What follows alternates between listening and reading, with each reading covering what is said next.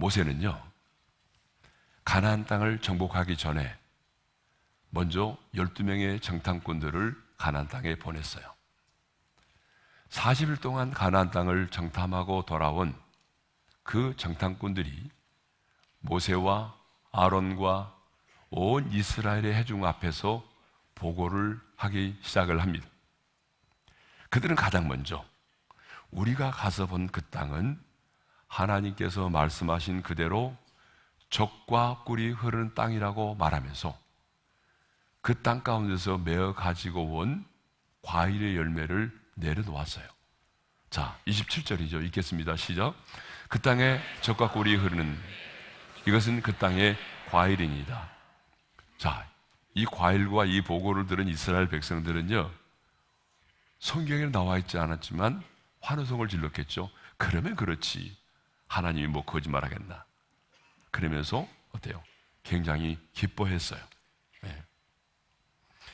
근데 그 기쁨도 잠시 10명의 정탐꾼들이 입을 열어서 이렇게 말하죠. 자, 28절입니다. 다 같이요. 그러나 그 땅 거주민은 강하고 성읍은 견고하고 힘이 클 뿐 아니라 거기서 안악 자손을 보았으며, 그 땅은 젖과 꿀이 흐르는 땅인데 거기서 우리가 안악 자손을 보았다는 거예요. 신장이 2m 이상이나 되는 안악 자손을 보았고 성읍은 견고하고 그 거주민은 강하더라. 이렇게 보고를 했어요. 그러자 그렇게 기뻐하던 이스라엘 백성들이 갑자기 분위기가 달라진 거예요.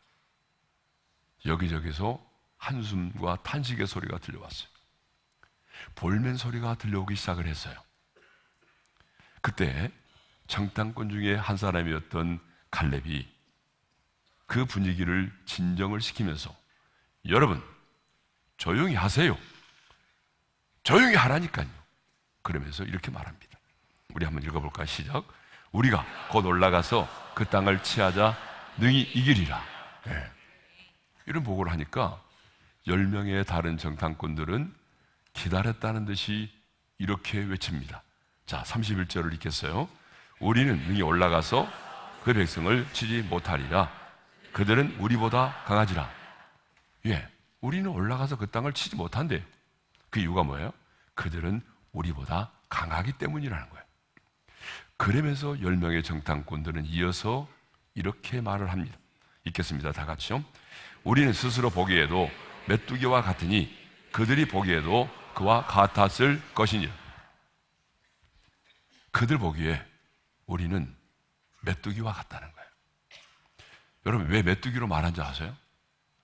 그 당시에 메뚜기는 어떤 이미지가 있냐면 가장 작고 보잘것없고 초라한 것을 상징하는 거예요.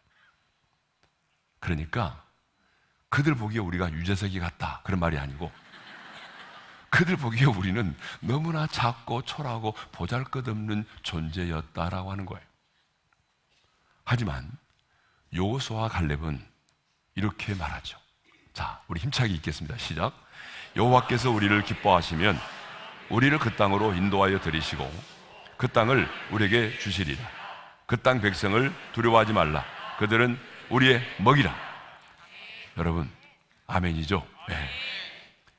자, 그런데 이 12명의 정탐꾼들이 똑같이 40일 동안 똑같은 가나안 땅을 정탐하고 돌아왔는데 그 보고의 내용이 너무 달랐다는 거죠. 여러분, 왜 이렇게 달랐을까요? 네. 그 이유는 10명의 정탐꾼들은 사실만 보는 것이 아니라 하나님의 눈으로 바라보는 것이 아니라 사람의 눈으로 보았다는 거예요. 자신들의 눈높이로 보았다는 거예요. 현실의 눈으로만 바라보았다는 거예요. 그런데 여호수아와 갈렙은 그러지 않았어요. 여호수아와 갈렙은 하나님의 관점에서 보았어요. 물론 그들이 보고한 내용은 거짓은 아니에요. 사실이에요. 그 땅은 젖과 꿀이 흐르는 땅이었고 성읍은 견고하고 거주민은 강하고 안악 자손도 있었어요. 틀린 말은 아니에요. 근데 그들은 사실을 사실대로만 보았다는 거예요. 하나님의 눈으로 보지 않았어요. 근데 여호수아 갈렙은 약속의 말씀을 붙들고 하나님의 눈으로 보았습니다. 믿음의 눈으로 보았습니다. 어떻게 할 수 있느냐? 여러분, 10명의 정탐꾼들의 보고의 내용 가운데는요, 하나님이라는 말이 한 번도 등장하지 않아요. 10명의 정탐꾼들의 보고 가운데 하나님이라는 말이 빠졌어요. 여호수아 갈렙의 보고의 내용에는요, 하나님이라는 말이 3번이나 나옵니다. 우리 한번 읽어볼까요? 다 같이 시작. 여호와께서 기뻐하시면 여호와를 거역하지는 말라. 여호와는 우리와 함께 하시느니라. 그러니까 여호수아 갈렙은 사실을 인정하면서도 그 사실을 약속의 말씀을 붙들고 하나님의 눈으로 바라보았다는 것입니다. 약속의 말씀을 딱 붙들고 하나님의 눈으로 딱 바라보니까 뭐예요? 이런 말이 나올 수밖에 없죠. 우리가 곧 올라가서 어때요? 취하자. 우리가 능히 이기리라. 이렇게 믿으며 고백을 할 수밖에 없는 거죠. 자, 여러분, 이것을 보게 되면 사실보다 뭐가 중요하죠? 관점이 중요합니다. 한번 따라서 하겠습니다. 사실보다 관점이 중요하다. 네. 이제 이렇게 정탐꾼들의 보고를 받은 이스라엘 백성들은 어떻게 반응을 했을까요? 자, 그 반응을 살펴보겠습니다. 첫 번째, 대성통곡했습니다. 자, 우리 1절의 말씀을 읽겠습니다. 시작. 온 회중이 소리를 높여 부르짖으며 백성이 밤새도록 통곡하였더라. 여러분, 왜 이스라엘의 모든 회중들은 왜 밤새도록 통곡했을까요? 그것은 자신들이 기대하고 바랐던 모든 것들이 사라져버렸기 때문이죠. 그들은 늘 이런 생각을 하면서 광야를 거닐었어요. 그래, 그 땅만 들어가면 우리도 농사를 지을 수 있어. 농사 지어가지고 이제 우리가 먹을 수도 있단 말이야. 예? 집도 짓고 안정적으로 살 수 있어. 그런데 그 가나안의 목전에서 들어갈 수 없게 됐다는 사실을 생각해 보니까 너무 마음이 상한 거예요.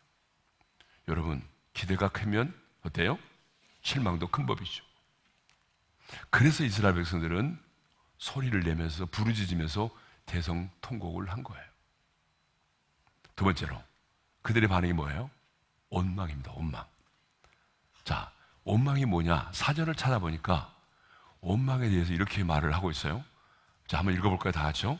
무엇을 못마땅하게 여기어 타다거나 불평을 품고 미워하는 것.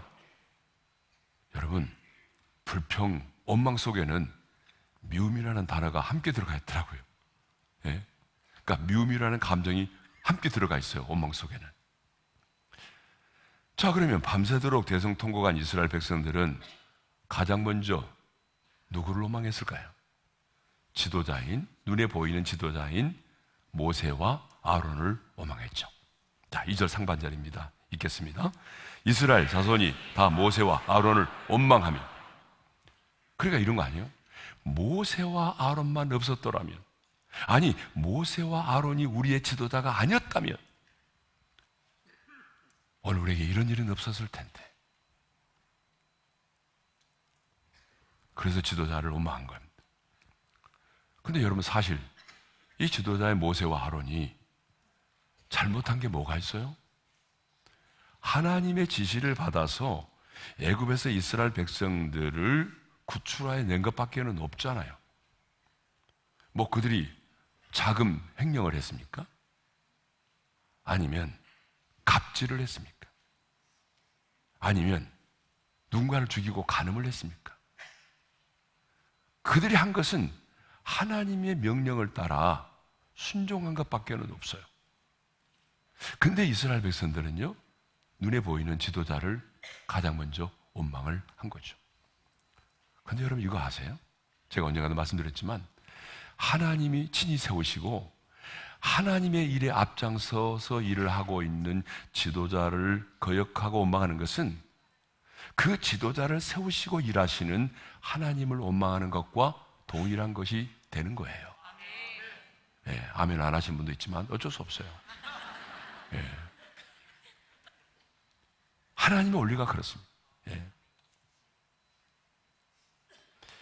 근데 이스라엘이 오늘 해중은요, 지도자인 모세와 아론만 원망하는 것이 아니라 급기야는 이제는 보이지 않는 하나님까지도 원망을 한 거죠. 자, 3절의 말씀을 읽겠습니다. 시작. 어찌하여 여호와가 우리를 그 땅으로 인도하여 칼에 쓰러지게 하려는가? 예. 자, 그러면 왜 우리가 이제 원망하지 말아야 되는지를 생각해 보겠습니다. 자, 우리가 왜 원망하지 말아야 되느냐? 첫째로 하나님께서 원망을요, 아주 악한 것을 여기신다는 거예요. 제 말이 아니에요. 27절의 말씀을 읽겠습니다. 다 같이요. 나를 원망하는 이 악한 해중에 내가 어느 때까지 참으랴. 하나님은 원망하는 이스라엘 백성들을 뭐라고 말하셨냐면 악한 해중이라고 말씀하셨어요. 35절에도 동일하게 말씀하십니다. 35절의 말씀도 읽겠습니다. 시작. 나를 거역하는 이 악한 온 해중에 내가 반드시 이같이 행하리라. 하나님은 원망하는 이스라엘 백성들을 향해서 악한 해중이라고 말씀을 하셨어요. 그러면 왜 하나님은 원망을 악한 것으로 여기실까요? 우리는 뭐 원망을 대수롭지 않게 여기잖아요. 근데 왜 하나님은 원망을 이렇게 악한 것으로 받아들이실까요? 그 이유가 있습니다. 그 이유는 원망이 하나님을 멸시하는 것이기 때문입니다. 제 말이 아니에요. 11절의 말씀을 읽겠습니다. 다 같이요. 여호와께서 모세에게 이르시되 이 백성이 어느 때까지 나를 멸시하겠느냐? 하나님은 이스라엘 백성들이 모세와 아론을 원망하며 자신을 원망할 때에 그것을 자신에 대한 멸시로 받아들이셨어요. 그러면 왜 하나님은 그들의 원망을 자신에 대한 멸시로 받아들이셨을까요? 하나님 너무하신 거 아니에요? 아니 원망 좀 했다고 내가 뭐 하나님 멸시한다고요? 저 하나님 멸시하지 않아요. 근데 하나님은 원망을 자신에 대한 멸시로 받아들이신다는 거예요. 그 이유가 뭐죠?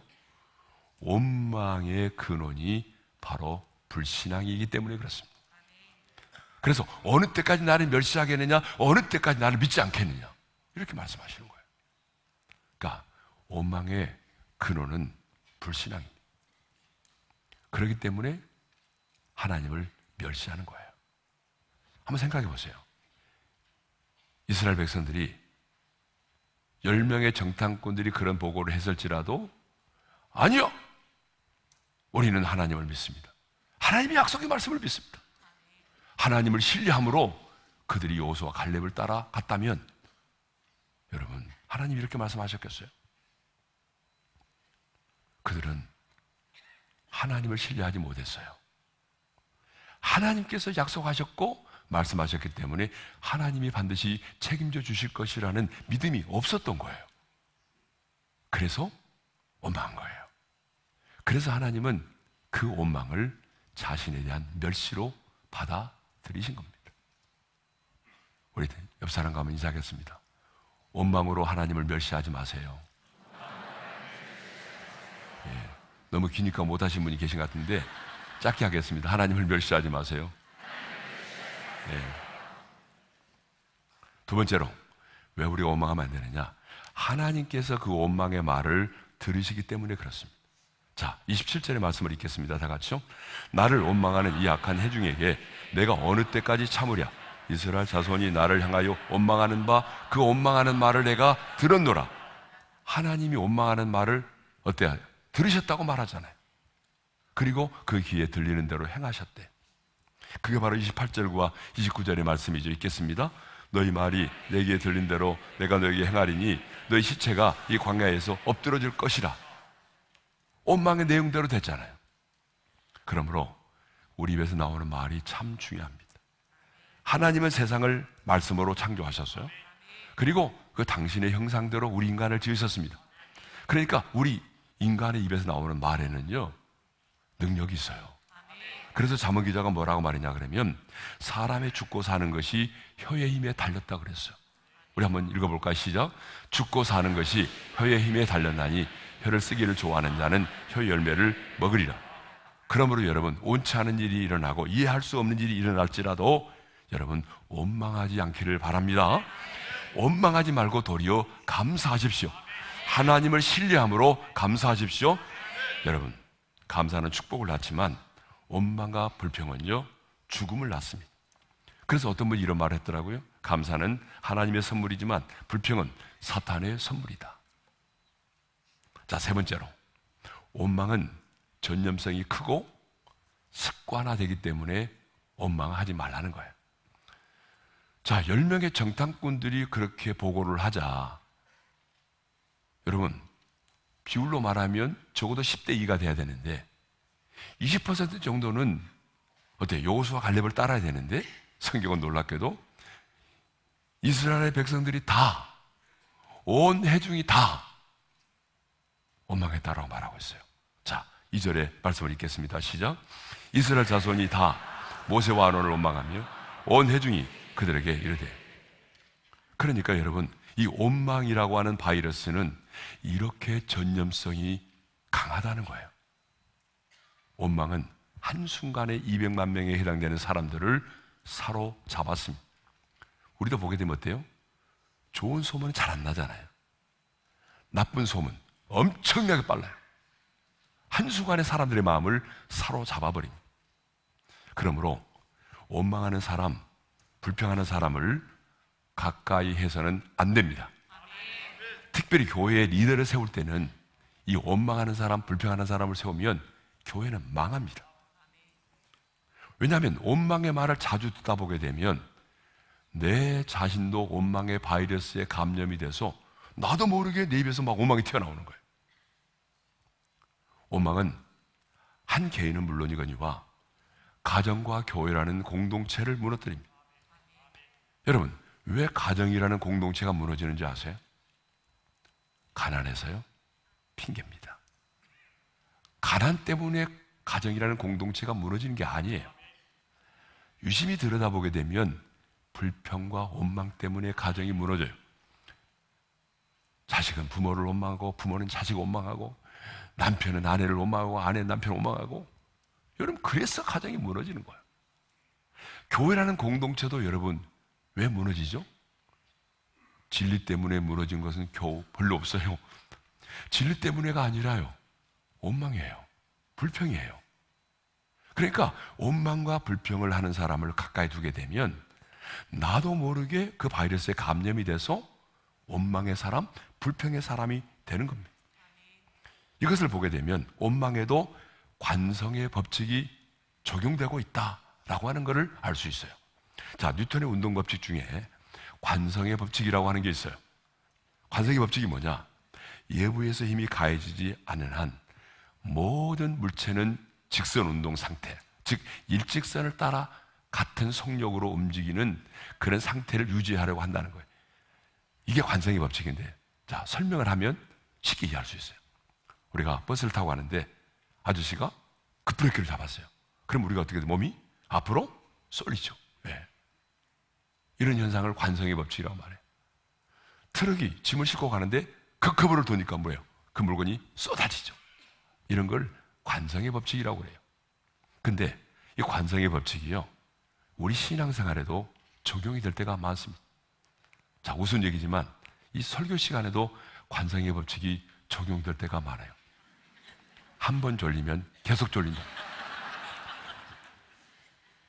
도미노 법칙이 또 적용될 때가 있어요. 옆 사람이 졸리면 나도 졸립니다.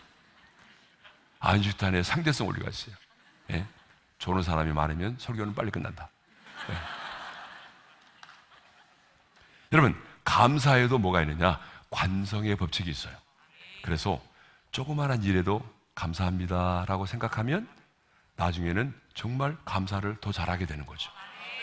그러잖아요. 그러니까 아이들에게도 조그마한 거 하나 줘도 감사합니다라고 말하고 받게 해야 돼요. 아이들이 뭐 이런 걸 다 이렇게 해버리면 안 되는 거예요. 네. 모든 죄에도 관성의 법칙이 있어요. 자, 우리가 한 번 죄를 짓게 되면 어때요? 계속해서 그 죄를 짓게 되는 경향이 있잖아요. 다 여러분 경험하셨겠지만 처음 그 죄를 지을 때는 어떻게 반응했어요? 막 손도 떨리고 가슴도 떨리고 얼굴이 막 달아오르고 그러잖아요. 안 그래요? 근데 그 죄를 계속해서 반복적으로 짓다 보게 되면 나중에는요 너무 대범하게 얼굴 하나 붉히지 않고 죄를 짓는 거예요.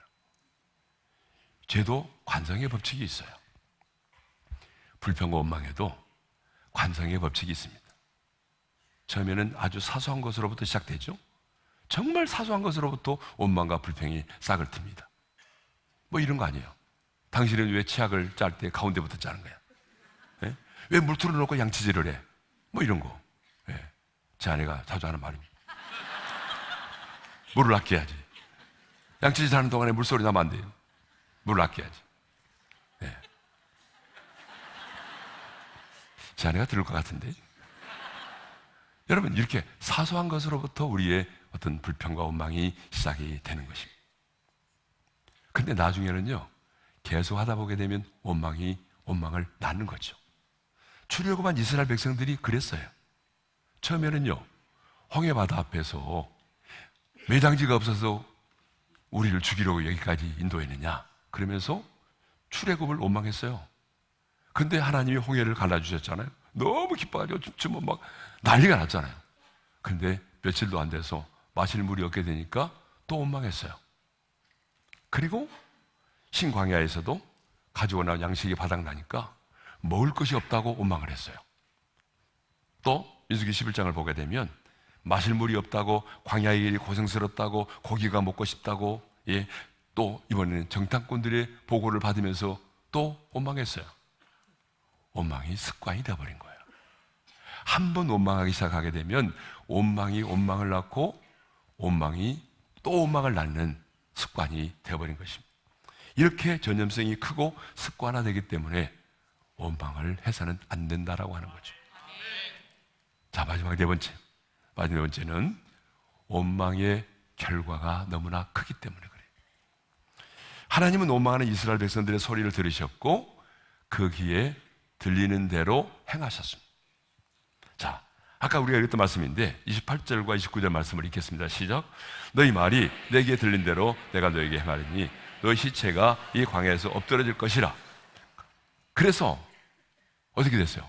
출애굽한 1세대는, 여호수아 갈렙을 제외한 출애굽한 모든 1세대는 자기들이 말한 대로 광야에서 죽었어요. 가나안 땅에 들어가지 못하고 죽었어요. 여러분, 그들이 왜 가나안 땅에 못 들어갔어요? 살인을 했습니까? 간음을 했습니까? 아니에요. 원망했어요. 불평했어요. 그래서 그들은 가나안 땅에 들어가지 못하고 광야에서 죽어야만 했던 것입니다. 민수기 11장 1절에도 원망의 결과에 대한 얘기를 하고 있어요. 한번 읽어볼까요? 다 같이요. 여호와께서 들으시기에 백성이 약한 말로 원망하며 여호와께서 들으시고 진노하사 여호와의 불을 그들 중에 붙여서 진영 끝을 사르게 하십니다. 하나님이 원망하시고 원망하는 걸 들으시고 그 진영 끝을 사르셨다, 심판하셨다, 그 말입니다. 성도 여러분, 우리는 원망을 대수롭지 않게 여길 때가 참 많아요. 뭐 저도 그랬었고, 뭐 살다 보면 그럴 수도 있는 거지 뭐, 이렇게 생각할 때 많았어요. 근데 원망은요, 적은 게 아니에요. 대수롭지 않은 게 아니에요. 원망은 하나님과 나와의 관계를 악화시킵니다. 원망하는 사람은 절대로 하나님과 친밀해질 수 없어요. 뿐만 아니라 원망은 사람과 사람과의 관계도 악화시킵니다. 또 원망은 거기서 끝나는 것이 아니라 우리에게 많은 정신적인 정서의 불안과 두려움과 근심을 가져다 줍니다. 육체적인 병도 가져다 줘요, 원망은. 그리고 가정과 교회를 무너뜨립니다. 원망이 가져다 주는 결과가 이렇게 무섭다는 거예요. 그래서 사도 바울은 광야에서 불평하다가 멸망을 당했던 이스라엘 백성들을 예로 들면서 너희는 그들과 같이 원망하지 말라고 말하죠. 읽겠습니다. 다 같이요. 그들 가운데 어떤 사람들이 원망하다가 멸망시키는 자에게 멸망하였나니 너희는 그들과 같이 원망하지 말라. 원망에 대한 하나님의 진노를 알았던 야고보 기자도 우리에게 이렇게 충고합니다. 다 같이요. 형제들아, 서로 원망하지 말라. 그리하여야 심판을 면하리라. 자, 오늘은 이스라엘 백성들의 원망을 생각하면서 하나님의 사람인 우리는, 이 광야의 인생길을 거닐고 있는 우리는 왜 원망하지 말아야 되는지를 생각을 했습니다. 여러분, 우리가 원망은 단순한 원망이 아니라 하나님 그 원망을 악한 것으로 받아들이십니다. 왜요? 그 원망이 하나님을 멸시하는 것이기 때문에. 왜요? 그 멸시에 하나님이 멸시했다고 말하는 데는 하나님에 대한 불신앙이 자리를 잡고 있기 때문입니다. 하나님은 우리가 원망하면 원망하는 말을 들으십니다. 그리고 그 원망의 결과가 너무 크고 무섭습니다. 그러므로 여러분, 원망으로 하나님을 멸시하지 않기를 바랍니다.